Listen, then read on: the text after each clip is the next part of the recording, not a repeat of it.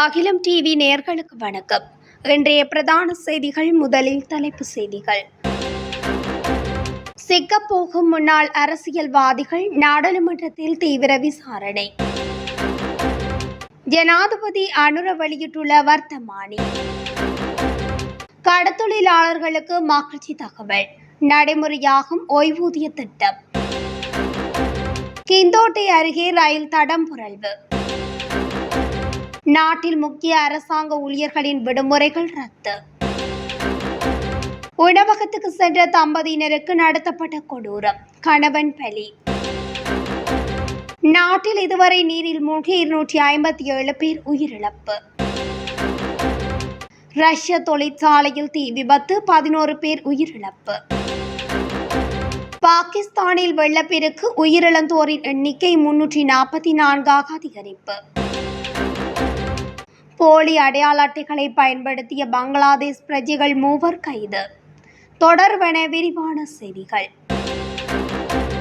முன்னாள் அரசியல்வாதிகள் பலரும் பெற்றுக்கொண்ட கொடுப்பனவுகள் குறித்து லஞ்சம் மற்றும் ஊழல் மோசடிகளை தடுப்பதற்கான ஆணைக்குழு விசாரணைகளை ஆரம்பித்துள்ளது.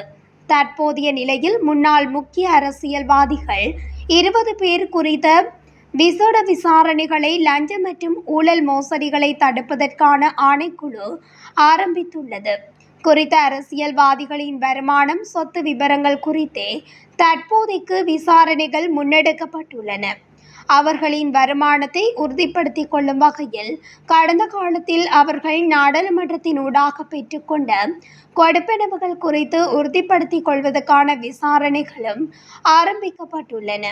அதற்காக லஞ்சம் மற்றும் ஊழல் மோசடிகளை தடுப்பதற்கான ஆணைக்குழுவின் அதிகாரிகள் குழு ஒன்று நாடாளுமன்றத்தில் விசேட விசாரணைகளை மேற்கொண்டுள்ளது. நாடாளுமன்ற செயலகம், நாடாளுமன்ற உறுப்பினர்களுக்கான பணியகம் என்பவற்றில் இருந்து முன்னாள் அரசியல்வாதிகளின் கொடுப்பனவு விபரங்களை லஞ்சம் மற்றும் ஊழல் மோசடிகளை தடுப்பதற்கான ஆணைக்குழு பெற்றுக் கொண்டுள்ளது. அதன் அடிப்படையில் முன்னாள் அரசியல்வாதிகளுக்கு எதிரான விசாரணைகள் தீவிரப்படுத்தப்படும் என்றும் தெரிய வந்துள்ளது. ஜனாதிபதி அனுரகுமார திசாநாயக்க வர்த்தமானி அறிவித்தல் ஒன்றை வெளியிட்டுள்ளார். அதன் பிரகாரம் சர்வதேச வர்த்தக கப்பல்களுக்கான பாதுகாப்பு வழங்கும் உரிமை அவன்கார்ட் நிறுவனத்திடமிருந்து ரத்து செய்யப்பட்டு இன்று தொடக்கம் மீண்டும் கடற்படையினரிடம் ஒப்படைக்கப்பட்டுள்ளது. முன்னாள் ஜனாதிபதி கோட்டபாய ராஜபக்சவின் நெருங்கிய சகாவான ஓய்வு பெற்ற மேஜர் நிசங்க சேனாதிபதியினால் உருவாக்கப்பட்ட பாதுகாப்பு சேவை நிறுவனமே அவன்கார்ட் ஆகும்.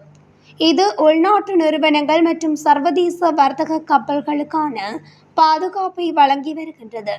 முன்னதாக சர்வதேச வர்த்தக கப்பல்களுக்கான பாதுகாப்பு வழங்கும் செயற்பாடு இலங்கை கடற்படையினரால் மேற்கொள்ளப்பட்ட போதும் கோட்டபாய பாதுகாப்பு செயலாளராக இருந்த காலத்தில் அதனை அவன்கார்ட் நிறுவனத்துக்கு கையளித்திருந்தார் என்பதும் குறிப்பிடத்தக்கது.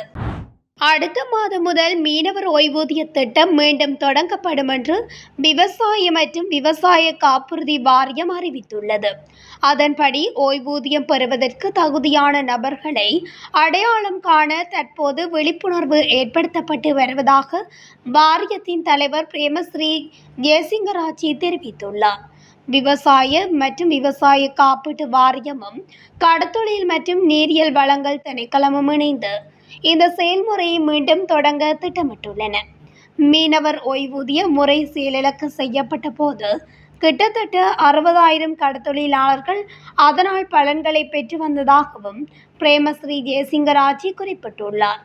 இந்த நிலையில் குறித்த மீனவர் ஓய்வூதிய திட்டம் மீண்டும் தொடங்கப்படும் போது அந்த எண்ணிக்கையை விட அதிகமான கடத்தொழிலாளர்களுக்கு நிவாரணங்களை வழங்க நடவடிக்கை எடுக்கப்படும் என்றும் விவசாய மற்றும் விவசாய காப்பீட்டு வாரியத்தின் தலைவர் மேலும் தெரிவித்துள்ளார்.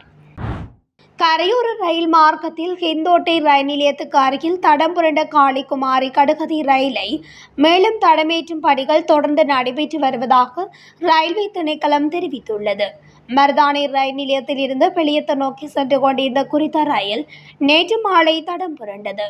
ரயில் தடம் புரண்டதால் ரயில் மார்க்கம் கடுமையாக சேதமடைந்துள்ளதுடன் அதன் புனரமைப்பு பணிகள் தற்போது நடைபெற்று வருவதாக திணைக்களம் தெரிவித்துள்ளது.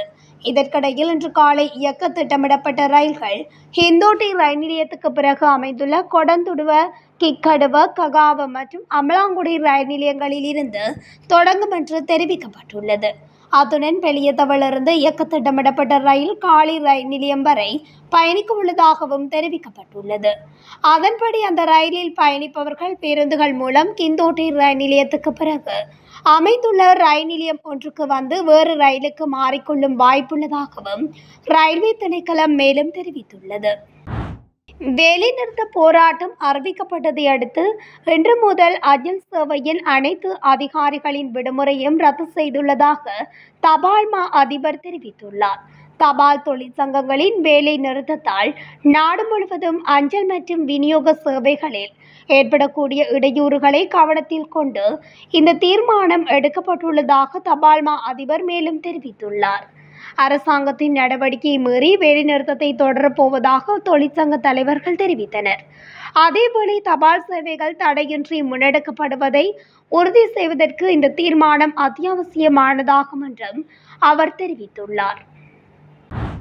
கம்பகா துணககா கொடிகமுவ வீதியிலுள்ள உணவகம் ஒன்றில் ஏற்பட்ட மோதலில் படுகாயமடைந்த ஒருவர் கம்பகா பொது மருத்துவமனையில் அனுமதிக்கப்பட்ட பின்னர் உயிரிழந்ததாக திவிலப்பட்டிய போலீசார் தெரிவித்தனர்.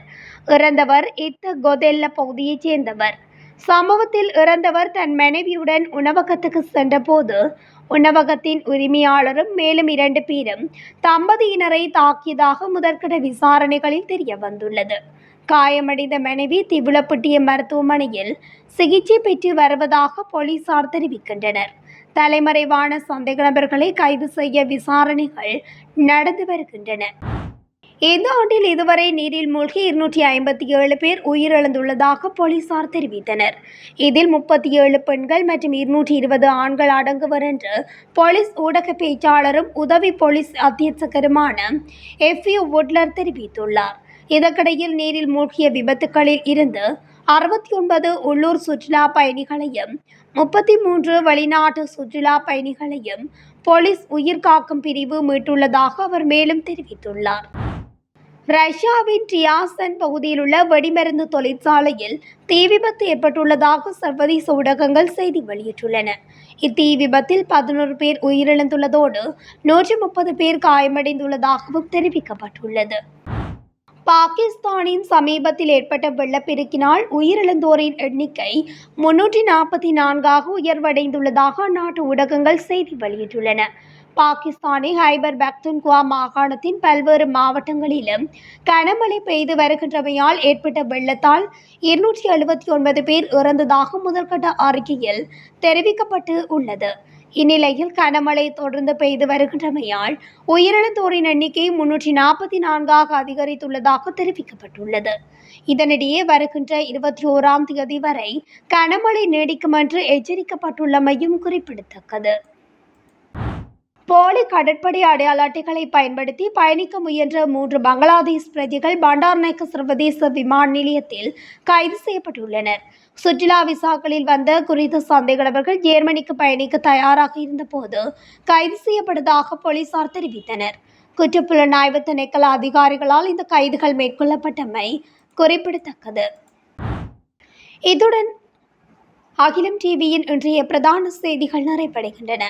தொடர்ச்சியாக செய்திகளை அறிந்து கொள்ள அகிலம் டிவி ஊடகத்துடன் இணைந்திருங்கள். நன்றி, வணக்கம்.